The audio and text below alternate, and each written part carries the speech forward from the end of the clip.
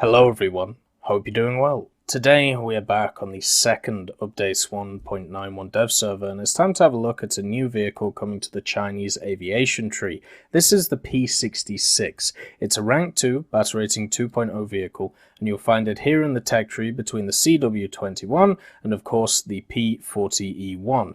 Now looking at this tech tree, there are a lot of vehicles which are very similar to others that we have in the game, such as the A29, the DB3A, Key 44-2 high, Key 43, so it's nice to sometimes see something new. Even though it is very similar to other vehicles, this to me is a hidden gem of of the tree, just because of the fact that it's different. Now, the P-66 is armed with two 12.7mm guns in the center of the aircraft, M2 Brownings. They have 225 rounds of ammunition each, giving you a complement of 450. Then the 7.62s, you have 4 of them, 2 in each wing, and what you have is 2,000 rounds of ammunition. So overall, in each wing, you have 1,000 rounds of ammunition, meaning that you're going to have enough firepower here to pretty much take on whatever you want. The problem with this, though, is with the extra weight of the extra guns and also putting them in the wings, the Pratt & Whitney R1830-17, which I believe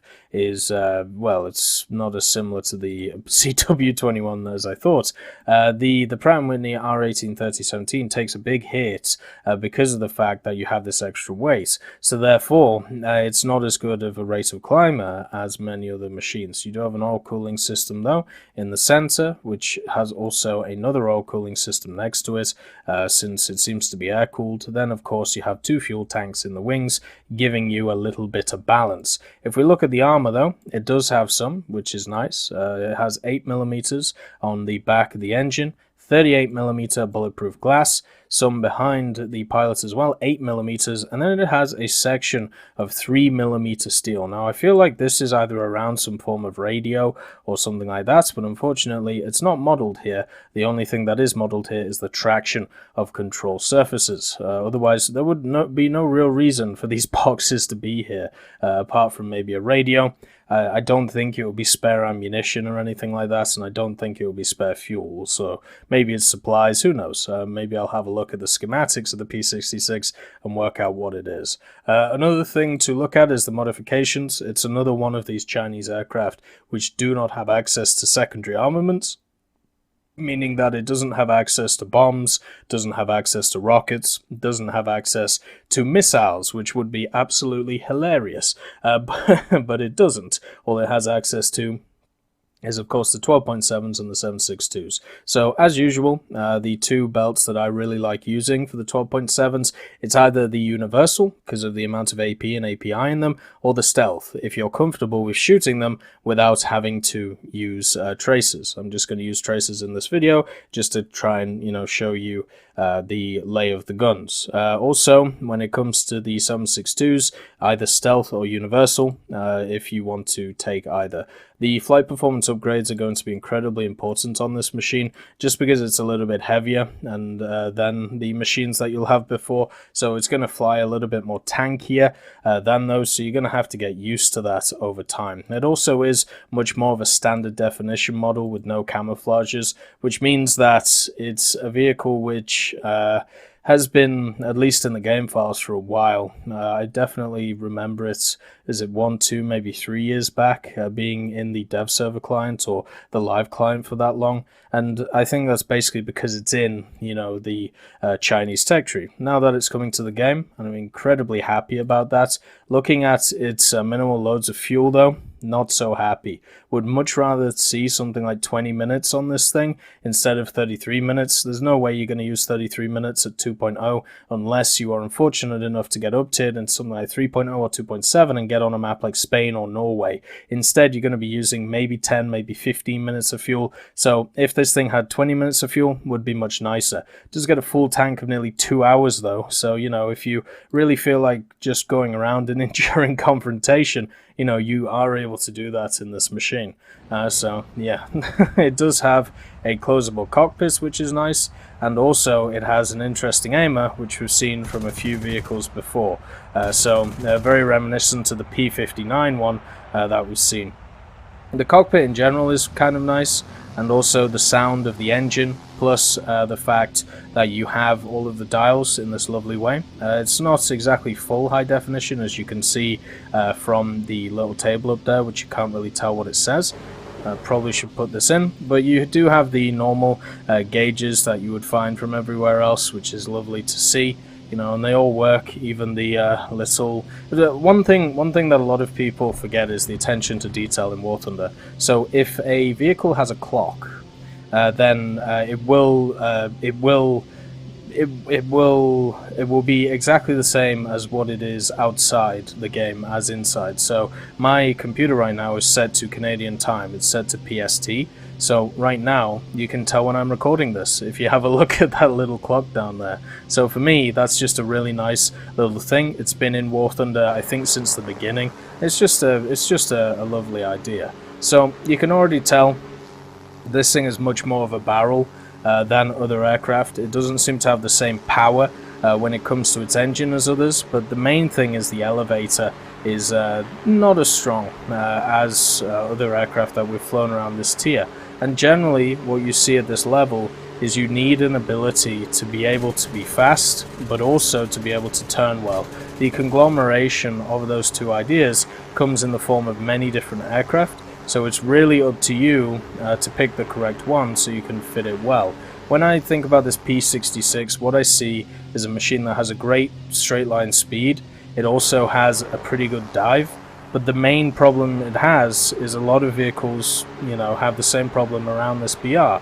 Like the IAR for the, I believe the 61C for the Italians has the same problem. It takes too long to get up to altitude, and this is okay if you're an Axis plane, because generally you have planes which fill that mid to low altitude role pretty well and can climb higher than a lot of the Allied planes. Whereas if you're an Allied plane, you have to be in that higher echelon. So a machine like the P-66, even though it's a 2.0 and you're going to fight a lot of inexperienced pilots with this, it is something to think about, that you are going to struggle if you aren't able to climb at the same heights as a lot of the German planes and lots of the Italian planes are going to find. So the setup might be a little bit too long in this thing compared to other planes. What it reminds me of is, really, I can only... Yeah, I'm going to boost this up a bit.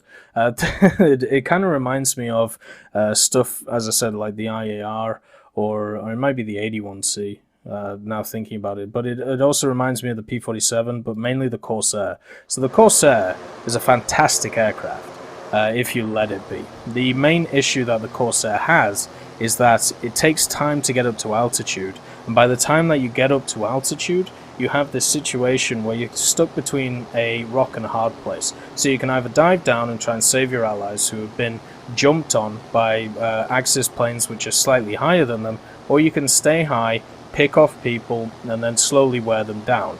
Now both of these can work in certain scenarios, but in other scenarios are completely fatal. So it's about picking the right scenario, and I feel like the P-66 is like a lesser form of that at a lower BR. It definitely feels like a plane which, as I said, straight line speed good, general high speed use seems pretty good as well. It's got a lovely dive on it. It's got an okay elevator, not the best for turning with people, but good enough in a dive. It seems to handle itself pretty well in a dive. I'll show you here.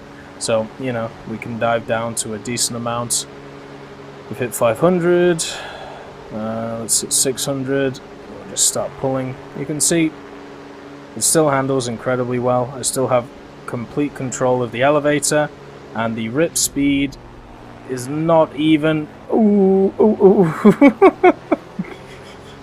Okay, so the rip speed is around about 770, and as you can see, I have no elevator, and I have no ailerons.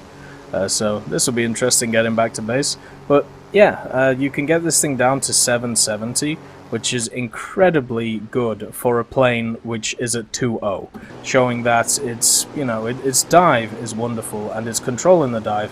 Even when I was falling apart there, I was still able to control the whole plane. You know, it's as simple as that. So anything like 750 and below, you still have full control of the aircraft, which is really, really nice for a machine like this. But the problem is, at this tier, what you're looking at is a lot of stuff like the Key 43. Very good at turning, very good at staying on you, and the question is, will the P-66 be able to dive away from them? Will it be able to get away and reset like something like a P-47 is able to do? Because if it isn't able to do that, then we're going to be sat in a scenario where it's just going to get eaten by all of these planes that it can't get off of it. So that is definitely a problem that I see in the future of this.